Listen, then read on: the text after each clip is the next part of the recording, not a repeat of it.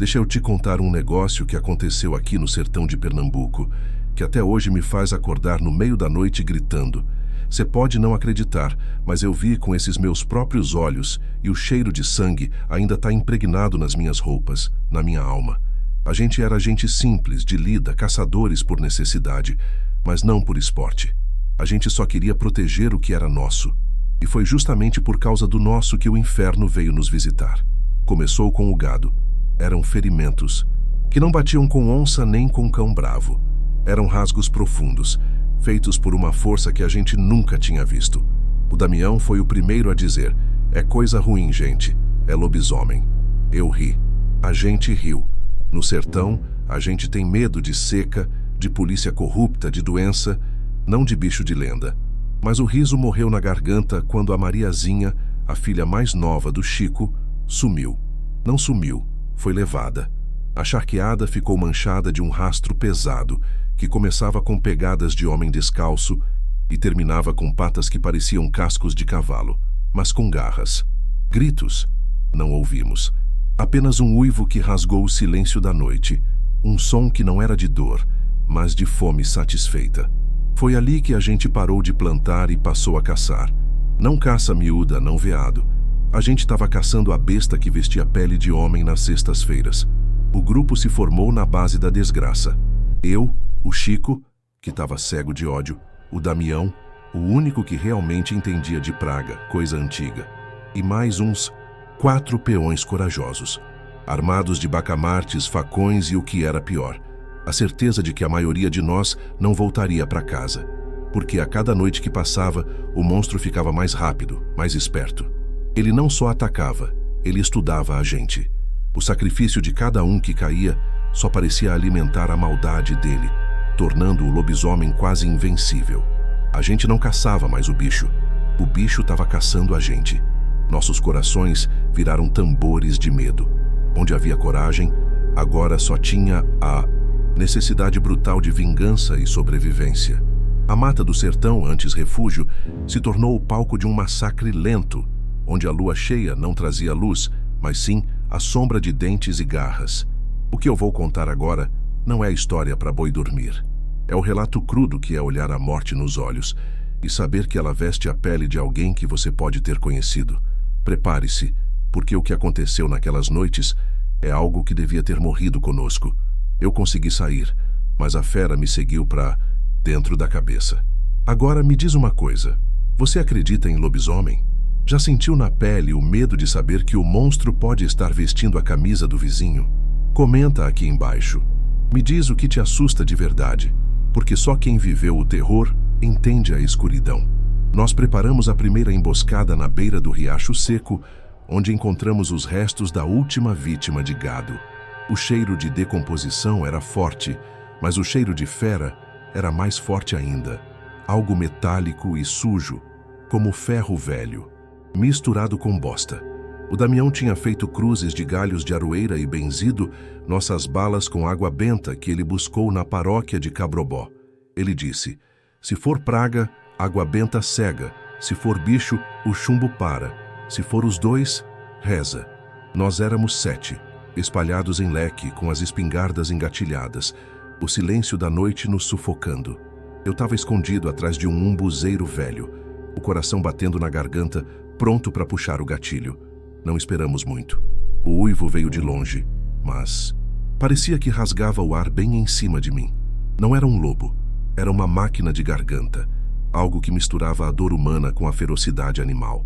O som parou, e o silêncio que se seguiu foi pior. Era um silêncio inteligente. De repente, o mato se abriu à esquerda. Não veio correndo, veio saltando. Era enorme, preto, com a pelagem grossa e molhada. Tinha a altura de 2 homens. Os olhos, eu nunca vou esquecer, eram brancos, sem pupila, refletindo a pouca luz da lua como 2 pedaços de vidro, quebrado. O Chico atirou primeiro. O tiro de bacamarte devia ter derrubado um boi, mas só fez o monstro cambalear por um instante. Ele soltou um ruído gutural e, num movimento que desafiava a gravidade, pulou em cima do Zé.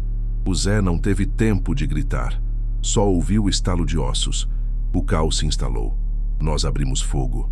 Era aterrorizante ver o chumbo ricochetear ou penetrar aquela carne grossa sem pará-lo.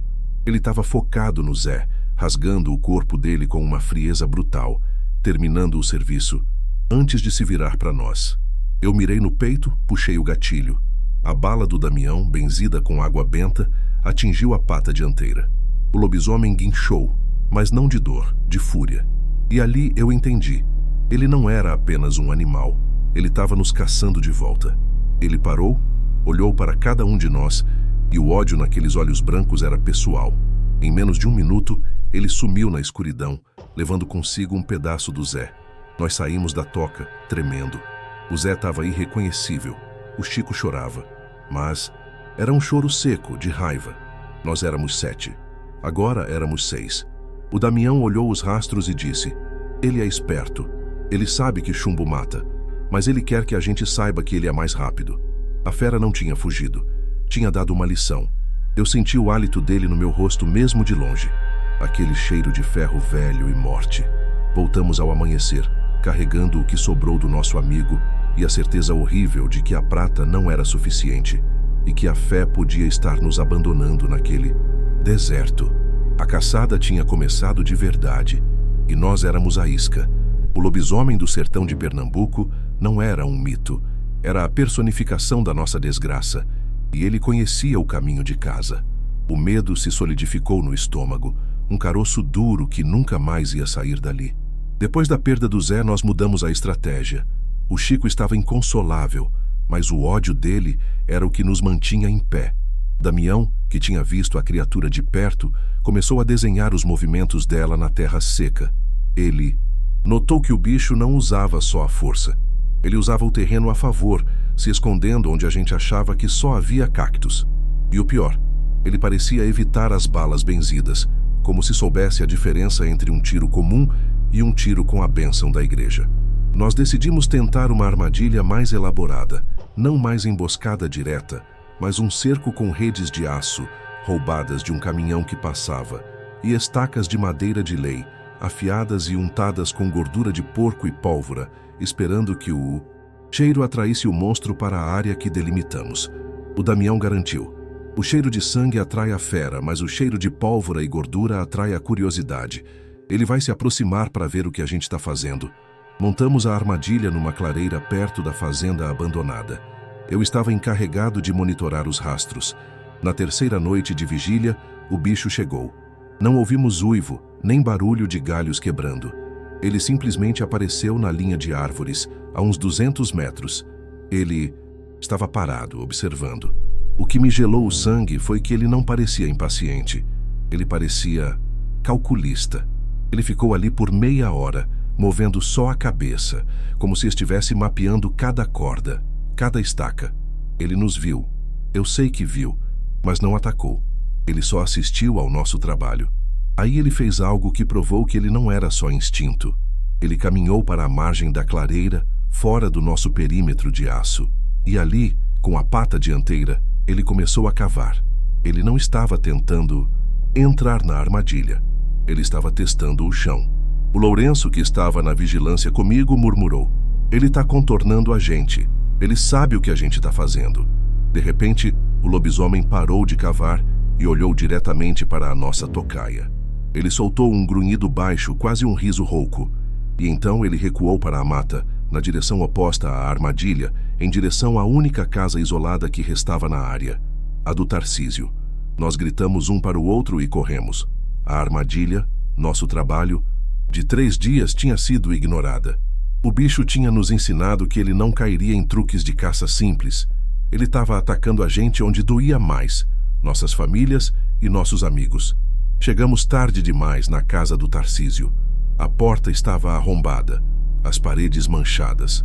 Não havia ninguém, só a marca de garras no caixote de farinha e um cheiro indescritível de almíscar e medo. O Tarcísio e a esposa dele tinham desaparecido. Nós encontramos um pedaço de tecido preso numa das garras. Um tecido que parecia ser da camisa do Tarcísio, mas que também carregava um cheiro familiar de suor humano que não era só dele. Damião pegou o tecido, cheirou, e o rosto dele ficou cinzento. Não é um bicho selvagem, ele sussurrou. É alguém que a gente conhece. Ele tá brincando com a gente, ele quer que a gente mate um dos nossos. A paranoia começou ali. Quem de nós era o bicho na sexta-feira? Quem estava dormindo ao nosso lado durante a semana? O lobisomem não precisava nos matar. Ele só precisava nos fazer matar uns aos outros. A paranoia nos consumiu. Nós passamos a nos vigiar. Ninguém dormia direito. Eu e o Chico, que éramos quase irmãos, mal nos olhávamos. O Chico estava obcecável. Ele só falava em vingança pela filha. Ele tinha a convicção de que o lobisomem era o João, o ferreiro, um homem grande e taciturno que morava isolado e sempre sumia nas luas cheias. Damião tentava acalmar, dizendo que lobisomem não segue lógica, mas o Chico já tinha perdido a razão. Decidimos tentar algo mais direto. Nos dividir e tentar encurralá-lo numa área de passagem estreita, um cânion pequeno que chamamos de Garganta do Diabo. Damião e eu ficamos na entrada. O Chico e os outros dois, o Nuno e o Matias, ficaram na saída, prontos para fechar o cerco. O plano era usar o que restava do nosso gado, já morto e sangrando, como isca na passagem. O bicho veio na hora certa, meia-noite. A lua estava alta, branca como os olhos dele. Ele se moveu rapidamente em direção à isca. Parecia faminto, mas ainda cauteloso. Quando ele entrou na garganta do diabo, Damião deu o sinal. Nós devíamos atirar nas patas para imobilizá-lo, e o grupo do Chico viria por trás para finalizar. Mas o Chico não esperou. Ele saiu da tocaia, correndo para o interior da garganta, gritando o nome da filha. Ele estava com um machado na mão, a arma que ele usava para cortar lenha, não para caçar feras. Eu gritei para ele voltar, mas ele estava surdo. O lobisomem, que estava prestes a cair na armadilha, viu o Chico. E, ali no meio do cânion, o bicho parou de correr. Ele ficou ereto, observando o Chico correr na sua direção, quase em câmera lenta. Não era mais um animal, era um juiz esperando a sentença. O bicho se abaixou, pegou uma pedra enorme com a mão, ou pata, era impossível dizer. E quando o Chico estava a poucos metros, ele arremessou. A pedra atingiu o peito do Chico com um ruído seco e o derrubou. O Chico soltou o machado, tossindo sangue. Eu e Damião disparamos. As balas atingiram o flanco e o monstro rugiu, finalmente mostrando dor de verdade. Mas ele ignorou a gente. Ele caminhou até o Chico, que tentava se arrastar. O lobisomem não o matou rápido. Ele agarrou o Chico pelo colarinho, levantou-o do chão, e eu vi nos olhos do meu amigo um lampejo de compreensão horrível. Ele não era o João, não era o ferreiro. O lobisomem o esmagou. Foi um som de galhos secos quebrando. E então, ele olhou diretamente para mim e Damião, de longe, e jogou o corpo do Chico de volta em nossa direção como um pedaço de lixo. O monstro saltou sobre a parede do cânion e sumiu. Ele não fugiu da gente. Fugiu da raiva que sabia que ia alimentar. Nuno e Matias estavam congelados. Eu e Damião corremos até o Chico. Ele estava quase morto, mas vivo o suficiente para sussurrar. Não é o João. Eu vi. Não era ninguém. Era só a maldade pura. A maldição de Chico foi não conseguir vingar a filha, mas sim morrer sabendo que ele tinha corrido para a morte por puro desespero. Naquela noite, a esperança morreu. Nós havíamos perdido mais um, e o monstro não tinha gastado energia alguma. Ele estava nos ensinando sobre o terror psicológico. Voltamos com o corpo do Chico, mas sem mais lágrimas. O medo tinha virado uma crosta grossa de fúria e resignação. Agora éramos 4. Eu, Damião, Nuno e Matias. Tínhamos pouca munição benzida e quase nenhuma fé. Damião, porém, teve uma ideia desesperada, baseada nas lendas antigas. Se ele é um homem amaldiçoado, ele tem um refúgio, um lugar onde ele esconde a roupa. Lobisomem não pode se transformar se não tiver onde voltar. Passamos a semana seguinte caçando não o bicho, mas o rastro humano. O cheiro de almíscar e suor que encontramos no tecido do Tarcísio nos guiou para uma pequena gruta, escondida atrás de uma cascata seca, a 5 quilômetros da fazenda. O lugar era apertado e fedia a terra úmida e medo. Dentro havia um pequeno monte de roupas. Não eram uniformes de trabalho ou roupas de fazenda. Eram roupas limpas de alguém que se vestia bem. Eram roupas do padre Inácio, o único pároco da região. O choque foi paralisante. O homem que benzera nossas balas, que nos dera a água santa, era a besta que estávamos caçando. A hipocrisia, a ironia, era mais cruel do que qualquer mordida. Nuno soltou um grito histérico e correu para fora da gruta. Nós o alcançamos a tempo de impedi-lo de fugir, mas o dano estava feito. O segredo era pesado demais. Damião agiu rápido. Ele juntou as roupas do padre, colocou fogo nelas e gritou: agora ele não tem para onde voltar. Se ele se transformar, ele vai ficar assim para sempre. A fumaça subiu, cinzenta e pesada, carregando o odor de lã e carne queimada. Nós saímos da gruta sabendo que o padre Inácio voltaria para a lua cheia e sabendo que, sem a roupa, ele estaria preso na forma de lobisomem, talvez mais furioso do que nunca, mas teoricamente enfraquecido. A lua cheia chegou. Nós estávamos escondidos no antigo galinheiro de pedra, o único lugar que parecia resistente. Nuno e Matias tremiam. Eu estava pronto para atirar, mas meu coração estava frio, vazio. O lobisomem chegou ao local da gruta. Ele não uivou. Ele berrou. Um som de agonia e raiva que parecia quebrar a pedra. Ele viu a fumaça, o rastro das cinzas, e então ele nos viu. Ele veio para o galinheiro batendo na porta de pedra com a força de um ariete. O galinheiro tremeu. Matias atirou em pânico através de uma fresta, mas errou. O monstro urrou e, num acesso de força, arrancou a porta de pedra da dobradiça. Ele estava maior do que nunca, talvez por estar preso naquela forma. Os olhos brancos brilhavam com inteligência maligna. Ele ignorou Damião e eu. Ele foi direto para Nuno, que estava encolhido no canto. E ali, com um gesto que parecia de punição religiosa, ele o dilacerou. A carne rasgou, o sangue espirrou. Eu atirei, e a bala finalmente atingiu algo vital, talvez o ombro. Ele cambaleou, mas não caiu. Ele olhou para Damião e eu, e o que vi não foi a fúria do animal, mas o desprezo do homem. Ele recuou para a noite, deixando-nos com o corpo de Nuno, e a certeza de que a falta das roupas não o enfraqueceu, apenas o tornou infinitamente mais perigoso. O padre estava em guerra com a gente. O Damião estava ferido na perna, atingido por um pedaço de rocha que o lobisomem arremessou antes de fugir. Éramos 3 agora. Eu, Damião mancando, e Matias, que mal falava, em estado de choque. Nós sabíamos que a luta tinha se tornado existencial. Não era mais sobre vingança. Era sobre quem restaria vivo para contar a história. E se haveria um mundo para contar. Decidimos que não podíamos mais ficar na terra seca. Lobisomem, na lenda, detesta a água corrente. Era a nossa única vantagem. Nós nos arrastamos até o rio São Francisco, o Velho Chico, e montamos acampamento precário em uma pequena ilhota de areia que se formava no meio do rio. A água nos cercava. Ficamos 3 dias na ilha, comendo o que sobrou de carne seca.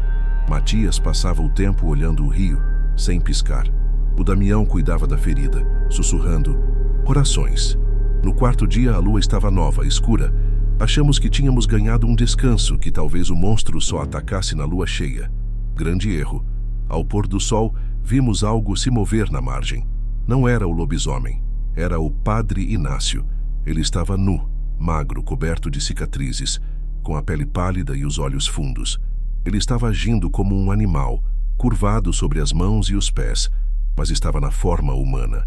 Ele tinha achado um jeito de se reverter, ou talvez o fogo só tivesse adiado o inevitável. Ele nos chamou. A voz dele era rouca, quebrada. Eu sei que vocês estão aí, não precisam ter medo de mim. Eu sou o servo de Deus. Vocês sabem disso. Matias, que era muito devoto, começou a chorar. Padre, nos ajude. Damião me segurou com força. É um truque. Ele está nos atraindo para a margem. O padre continuou. Eu posso rezar por vocês, meus filhos. Eu posso abençoar a água para que ela os proteja para sempre. Ele começou a andar na direção do rio, entrando na água fria. A água batia na sua cintura e ele parou, parecendo sofrer. Isso nos deu esperança. A água machucava, mas não o impedia totalmente. Matias não aguentou. Ele pegou o facão e disse: eu vou pegar a bênção. Ele vai nos perdoar. Ele pulou na água e começou a nadar em direção ao padre Inácio. Eu gritei para ele parar, Damião atirou para o alto, Mas Matias estava cego pela fé desesperada. O padre esperou. Quando Matias estava a poucos metros dele, o padre mudou. Não houve uivo, nem transição lenta. Foi um estouro de músculos e ossos. A pele humana se rasgou, revelando a criatura preta e gigantesca. O lobisomem do sertão não precisava mais da lua cheia para a transformação. O ódio o estava transformando em tempo integral. A besta pulou sobre Matias no meio do rio. A água ficou vermelha num instante. O lobisomem segurou a cabeça de Matias e a mergulhou na água. Ele não o mordeu. Ele o afogou. Era uma morte mais lenta, mais cruel, feita para nos atormentar. Eu e Damião disparamos juntos, atingindo o monstro nas costas. Ele soltou um rugido de dor e submergiu. Ele não voltou à superfície. Ficamos paralisados, olhando o rio. O corpo de Matias boiou. Damião, com a perna sangrando, me olhou com olhos vazios. Ele nos atraiu para o rio. Ele sabia que iríamos, e agora ele se esconde debaixo d'água. O lobisomem tinha nos levado ao nosso último refúgio e o transformado em nosso túmulo. Após a morte de Matias, o silêncio do rio se tornou opressor. Não era mais o silêncio da paz, mas o silêncio da caça subaquática. Damião e eu sabíamos que a ilha de areia não era mais segura. Tínhamos que voltar para a margem e tentar a sorte na mata, onde pelo menos podíamos correr. Mas o medo era de que, ao nadarmos, o lobisomem nos pegasse por baixo. Nós amarramos nossos poucos pertences. O bacamarte, uma garrafa de água benta, o último punhado de balas benzidas, e esperamos a noite cair totalmente. A escuridão era total. Damião, que estava muito ferido, disse: "Eu não vou conseguir nadar rápido, vai. Na frente. Se você sair, você conta a história. Pega isso." Ele me entregou um pequeno medalhão de prata, gasto e antigo. "Reza para dar certo." Eu balancei a cabeça. Não íamos nos separar. Amarramos uma corda em volta da minha cintura e da cintura dele. Se um fosse, o outro viria junto. Começamos a nadar. A água estava gelada, pesada. Cada braçada era um esforço. Eu estava quase na metade do caminho para a margem quando senti a primeira vibração na água. Não era um peixe grande, era algo maciço. O rio São Francisco parecia vivo, agitado por baixo. Damião gritou. Eu senti a corda esticar com força brutal. Fui puxado para trás, a cabeça quase submersa. Olhei para Damião, que lutava contra uma força invisível que o arrastava para as profundezas. O lobisomem não estava mais na superfície. Ele estava atacando por baixo, como um jacaré gigante. Eu tentei puxar Damião, mas ele era puxado com uma força que quebrava o meu pulso. Ele estava gritando, mas a água abafava o som. Eu via a água se agitar violentamente ao redor dele. De repente, a luta parou. A corda afrouxou. Eu puxei desesperadamente. Quando o corpo de Damião chegou perto de mim, estava mutilado. Não parecia mordido, mas sim esmagado e retorcido. E ali, no exato momento que eu estava segurando o corpo do meu amigo, senti algo duro e peludo roçar minha perna. Ele estava ali, debaixo de mim, nadando em círculos. Ele podia respirar debaixo d'água ou não precisava de ar. Eu entrei em pânico total. Soltei o corpo de Damião e comecei a nadar com a fúria do desespero, ignorando a dor no meu braço. Eu estava quase na margem quando o monstro explodiu para fora d'água, bem na minha frente. Ele estava coberto de limo e areia do fundo do rio. Os olhos brancos brilhavam. Ele não rugiu. Ele apenas me olhou com uma expressão de total decepção, como se eu fosse uma presa muito fácil. Eu caí na areia da margem, tremendo, o lobisomem a 2 metros de mim. Eu não tinha mais balas benzidas, só tinha o bacamarte. Eu levantei a arma. O monstro se preparou para o ataque final. E então ele parou. Ele olhou para o medalhão de prata na minha mão, o que Damião havia me dado. Ele recuou um passo, sibilando. Não era a prata que o impedia. Era a cruz gravada no medalhão. Era o único símbolo de fé que restava. Ele nos caçou na terra, no nosso lar, no rio, mas ele não podia tocar o que era verdadeiramente sagrado. Ele deu as costas e sumiu na mata, deixando-me sozinho na margem, pingando água do rio, coberto de lama e do sangue dos meus amigos. Eu era o único sobrevivente. Eu passei o resto da noite encostado num tronco, segurando o medalhão de prata. Eu estava em choque, mas vivo. A luz cinzenta do amanhecer finalmente chegou, dissipando as sombras que me pareciam ter o formato da fera. Eu olhei para o rio, onde o corpo de Damião flutuava lentamente. Matias tinha sumido. O terror era real, palpável. Eu tinha que fugir, sair do sertão, mas eu não podia ir embora sem dar um enterro decente para Damião. Eu me arrastei até a margem para tentar resgatar o corpo. A cena era desoladora. O São Francisco, o rio da nossa vida, tinha se tornado um açougue. Quando eu estava chegando perto do corpo de Damião, eu vi algo na areia. Um rastro. Não era a pata grande e pesada do lobisomem. Eram pegadas de homem. Um homem descalço, mas com um andar forte, como se estivesse marchando. O padre Inácio tinha voltado à sua forma humana, provavelmente para descansar antes da próxima lua. Eu olhei para o rastro. Ele vinha da mata. Seguia até a margem e parava exatamente onde eu estava. Eu me virei devagar. Não havia ninguém, mas havia algo preso no tronco onde eu tinha passado a noite. Era um pedaço de tecido, limpo, dobrado com precisão. Era a minha camisa. A camisa que eu tinha deixado na casa antes de sair para a primeira caçada. Eu não tinha sequer sentido falta dela. Junto à camisa havia um bilhete escrito à mão com a caligrafia elegante do padre Inácio. Tinha apenas 3 palavras. Bem-vindo à matilha. Meu sangue congelou. O lobisomem não tinha me matado porque ele não queria. Ele me deixou viver para me avisar ou para me recrutar. Ele havia estado ali na forma humana, me observando enquanto eu dormia. Ele sabia onde eu morava, ele tinha minhas roupas. Ele tinha a chave para a minha transformação. Eu comecei a correr. Eu não carreguei mais nada, nem o corpo de Damião, nem o bacamarte. Eu só segurava o medalhão de prata e a camisa dobrada. Corri para fora do sertão, sem olhar para trás. Eu corri até que a terra vermelha virou asfalto. Até que o cheiro de cacto virou cheiro de cidade grande. Eu sou o único que sobrou daquela caçada. Eu troquei de cidade, de estado, de identidade. Mas o medo nunca me deixou. Eu sei que ele pode me encontrar a qualquer momento. Se ele soube onde eu morava antes, ele saberá onde eu moro agora. O lobisomem não precisou me morder para me amaldiçoar. Ele me amaldiçoou com o conhecimento de que eu sou o próximo. Eu sou o último da matilha, esperando minha vez de uivar. O padre Inácio está me observando, paciente. Ele não quer vingança, ele quer companhia. Eu não voltei mais para o sertão. Deixei tudo para trás. A terra, a família que me restava, o calor seco. Mas a aridez daquela caçada me seguiu para dentro. O medo não é mais algo que eu sinto em noites de lua cheia. O medo é o meu estado natural, a minha respiração. Aquele lobisomem me tirou a capacidade de olhar para qualquer pessoa com confiança. Quem sabe quantos outros padres Inácios existem, por aí vestindo a pele da decência e aguardando a hora de rasgá-la.